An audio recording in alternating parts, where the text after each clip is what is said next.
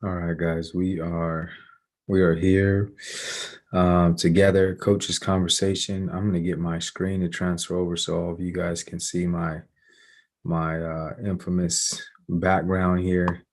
You don't have to stare at my paintings while we're uh, while we're in here together. I hope everybody's doing good.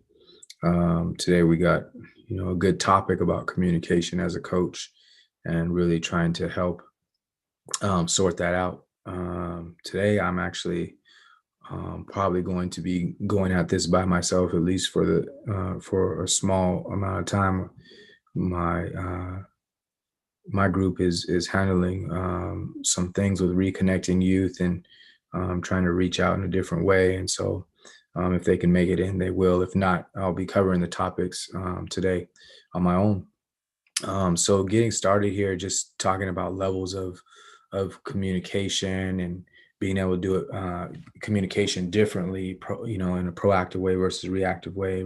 Talking about vision pieces and developing a communication process that will work for you, as well as conversations that help lead and connect. And so today we're going to talk about communicating with your staff, and what that actually looks like, or how you can do that more effectively. So to get started, my initial thoughts on communication is just that um, a lot of times I think we miss the mark, and the reason that we miss the mark is more about we're busy and we're focused on different things depending on where you're at as a coach. And this really can apply to assistant coaches, head coaches, whatever coach, however you're coaching. Um, the idea is that if you are able to um, communicate a little bit better, then it's going to be helpful to to how the program moves. And we're all about being able to serve, the athlete. And so if we think about it, man, if I can get my communication better with my staff, then I'm going to be in a good space. All right. So, what's the first thing to have conversation about with this piece here? I want to label three levels of communication that I think are worth us being able to talk about.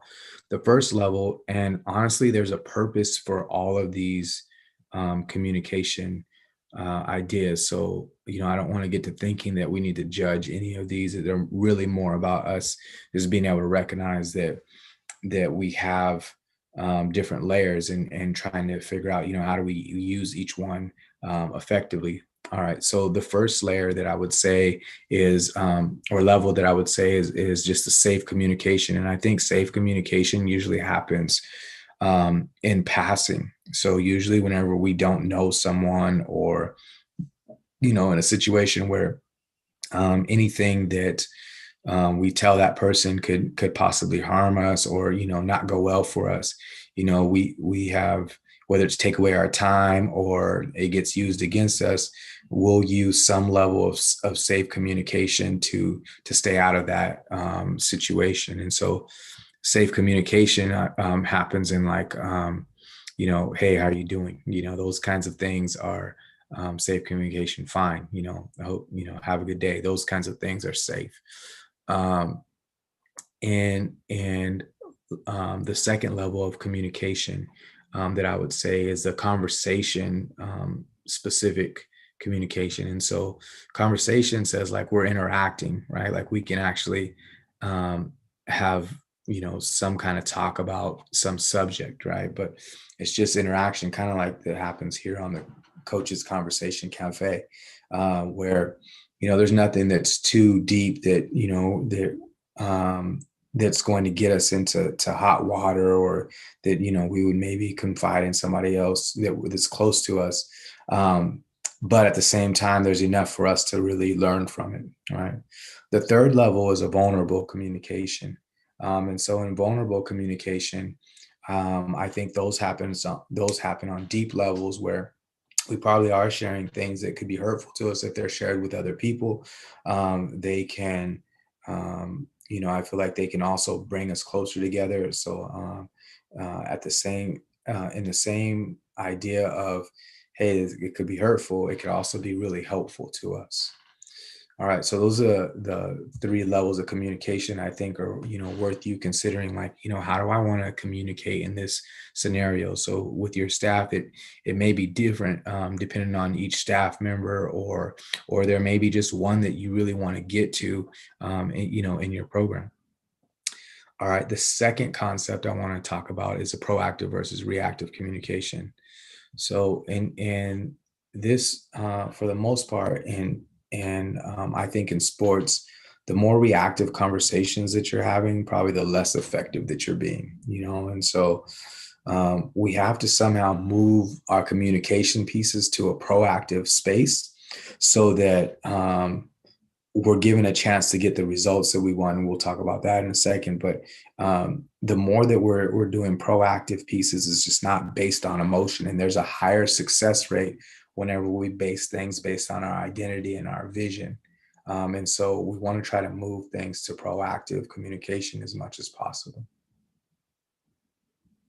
The third piece that I want to talk about with regards to communicating with your staff is, describing your vision and really helping the other members on your staff to align with what it is that you want to happen overall. And so we kind of could expect, and usually people who are on our staff have some amount of experience, and so we kind of could expect that, like, they know, right? But them knowing doesn't guarantee that they share the same vision or outcome as you. And I think the more experiences that you have together, that's going to help with this idea of communication that aligns others with your vision. But I also think that the more clearly we share, and the more that we have, it laid out as far as what our ideas are, and how we can see things going, the more helpful it will be to getting people on board to meeting our vision.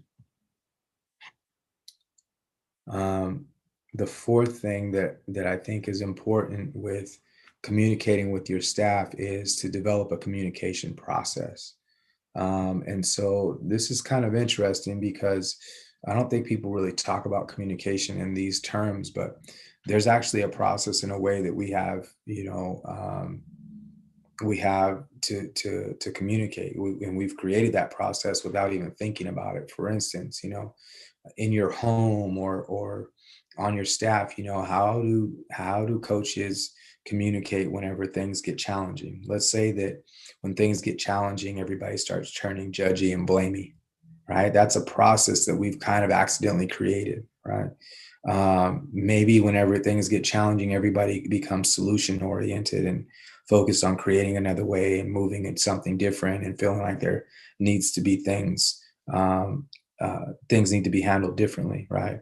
Or maybe there's a split, right? Whatever that scenario is, we we accidentally created that. What if we intentionally created that, right? Are we able to intentionally create a communication process that helps us um,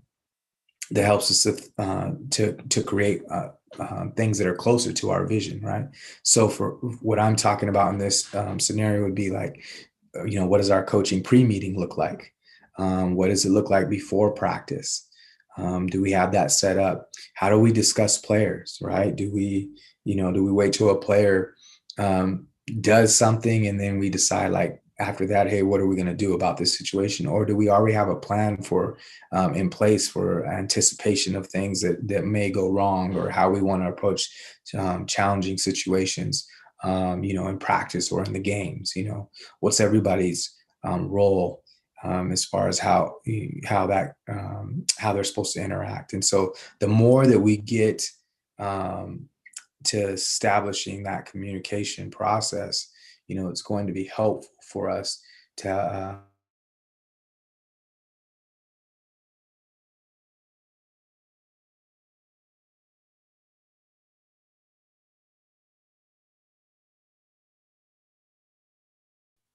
a lot of times I don't know if we realize it, but we have the ability to talk and to have conversation, but we don't utilize it as a weapon. And I think that it could be a very useful um, thing if we allow it to help us to teach and to lead other people to create connection, right? Um, so the way to do that would be for us to look at these different levels and these different ways of approaching communication that gives us a chance to connect with people in different ways. If we're constantly reacting um, and following, whatever our emotion is, it's hard to um, be somebody who is on board with those kinds of things, right? Whenever it comes time to us wanting people to follow, if we are implementing these communication pieces and thinking about what goes on communication wise, then it really helps other people to, even if they don't agree, to be able to align with our vision. So we really have to use our communication ability and grow our communication ability in a way that gives us some chances to be successful in those areas. All right, so those are actually the five things that I would say. If I was going to um, to give you communication ideas, they'd be around those pieces there.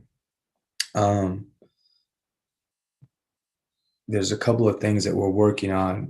One is I know reconnecting youth, and when Adam's here, probably next week, that he'll discuss a little bit more about the pieces, but really trying to focus on serving coaches and serving the athlete as much as possible with reconnecting youth. For me, I'm really focused on in these last couple of weeks and then this month moving forward on developing a relationship course or actually getting people to sign up for the relationship course. It's developed already, but it's exciting because it talks about some of these things that we're talking about in here. I really do feel like how you do something in one area is likely to be something that you mimic in other areas. And so if we're working on our relationships, I think that that's a really important piece. And our relationship course is made for that. And so that's something that's available. I'll make sure we have links to both sites at the bottom of this the YouTube video. We'll be back next Tuesday at 1 o'clock. That's just before Thanksgiving, and so we'll squeeze it in and make sure we get another few minutes in just to be able to drop nuggets. I hope everybody's having a good week, and we will talk to you next week on Tuesday.